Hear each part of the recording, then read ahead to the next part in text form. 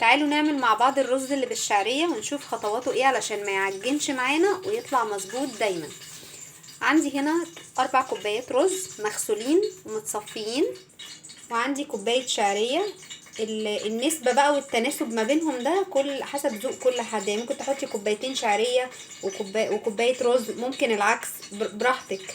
فدي مش هي دي، بس انا بوريكم الفكرة. يعني دي كوباية شعرية والرز عندي 4 كوبايات رز. وعلشان ما يطلعش منك الملح زايد او ناقص او كده، يعني يطلع مظبوط معاكي. على كل كوباية رز، لو كوباية عادية مج عادي، يعني هنحط نص معلقة ملح ممسوحة. لو كوباية كبيرة مج كبير قوي يبقى معلقة ملح بس ممسوحة، وتكون معلقة من معالق الشاي الصغيرة، مش المعلقة تبقى كبيرة. وعندي هنا رشة فلفل اسود ممكن تستغني عنها. وانا هنا عندي 4 كوبايات رز، فحاطه لكل كوبايه نص معلقه، يعني انا معايا معلقتين ملح ممسوحين، معلقتين ملح صغيرين. يلا بينا نبدا خطوات الرز. عشان الرز بتاعك يطلع مفلفل، عندي ربع كوبايه زيت سخنه، يعني تبقى الزيت بتاعي سخن في قلب الحله بتاعتنا على النار. وننزل بالشعريه،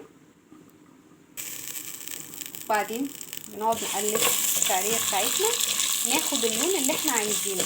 يعني كل واحد حسب الدرجه اللي هو بيحبها، غامقه وسط، بس المهم انك ما تحرقيش الشعريه عشان الرز ما يمررش. اخلص تقليبه واوريكم شكلها بيبقى عامل ازاي. دي كده الدرجه اللي انا عايزاها اهي. هننزل بقى بالرز بتاعنا المغسول ومتصفي كويس. سواء الرز بتاعك بقى حلو يعني غالي، او مثلا انت جايباه مش غالي، او جايباه سايب، او جايباه اكياس، لما تقلبي في الرز كتير ده بيطلع لك جودة الرز عالية جدا، مهما كانت الحباية بتاعتك سواء غالية او رخيصة. بس قصدي اقول لكم ان التقليب ده مهم جدا، لازم اقلب الرز كويس جدا. لازم الرز بصوا يتغلف بالزيت كده كويس. كل ما تغلفيه بالزيت كله كده وتقلبي فيه، وطي بس النار عشان الرز ما يتلسعش معاكي. فهخلص تقليب فيه وبعدين نشوف بقى المية. وبعدين هنزل بالتوابل بتاعتي، الملح والفلفل. الرز تعرفي ازاي انك خلاص كده هتبداي تحطي الميه؟ بصوا الصوت ده اللي بيخبط في الحله ده، انا كده يعتبر خلاص كل الميه، واصلا ما كانش فيه ميه، انا كنت مصفياه كويس، بس كده كله اتغلف بالزيت زي ما احنا شايفين. وكده ان شاء الله هيطلع معاكي مفلفل. يلا بقى نشوف الميه. بسم الله. الميه بتاعتنا لازم تكون بتغلي، وقد معيار المج اللي عايرتي بيه كوباية الرز لازم يبقى هو نفس المج اللي هتعايري بيه المية. ده برضو سر من نجاح الرز. بسم الله. على كل كوباية رز بتاخد كوباية مية مغلية وعليها ربع كوباية زيادة. يعني انا هنا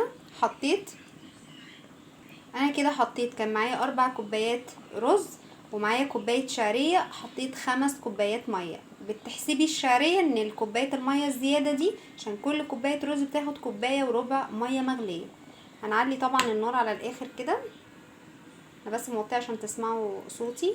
وبعدين هقفل الحلة واسيبها اول 10 دقايق على نار عالية، وبعدين اوطي خالص لما المية تتشرب. بصوا بقى المرحلة دي، شايفين الثقوب الخروم اللي في قلب الرز دي؟ استنوا عشان تبقى دي كده. ببدأ اوطي النار بتاعتي علشان الرز يبدأ بقى ايه ما يلزقش في الحلة ويطلع معايا مفلفل. هوطي بقى النار وارجع اوريكم شكله هيبقى عامل ازاي لما يخلص. تعالوا بقى كده نسمي الله ونشوف الرز بتاعنا. بسم الله. تعالوا بقى نشوف. بصوا، ولا اي حاجة خالص لازقة في الحلة، ولا قلبناه ولا عملنا فيه اي حاجة خالص، زي ما سبتكم. بصوا عامل ازاي، كل رزايه لوحدها. هحطه لكم في طبق علشان يبان اكتر في التصوير، معرفش هو كده باين ولا لا.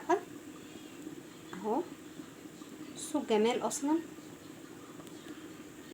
بصوا ما شاء الله، بصوا عامل ازاي. انا ما برضاش افصل الكاميرا عشان اوريكم الخطوات كلها قدامكم. اي بنوته بقى مش بتعرف تعمل الرز وتعرف ان هي تبقى عارفه مقاديرها كويس، وخصوصا في شهر رمضان بنبقى عايزين نعرف هو الحدق كويس، الميه زايده، الميه قليله. فلو عملنا بنفس الخطوات دي بالظبط هتوصلي للنتيجة دي، وهيبقى الرز بتاعك اجمل رز الناس تدوقه. اتمنى تكون وصفتي استفدتوا منها. ما تنسوش لو عجبكم الفيديو تعملوا لي لايك وسبسكرايب عشان يوصل لكم كل جديد. باي باي.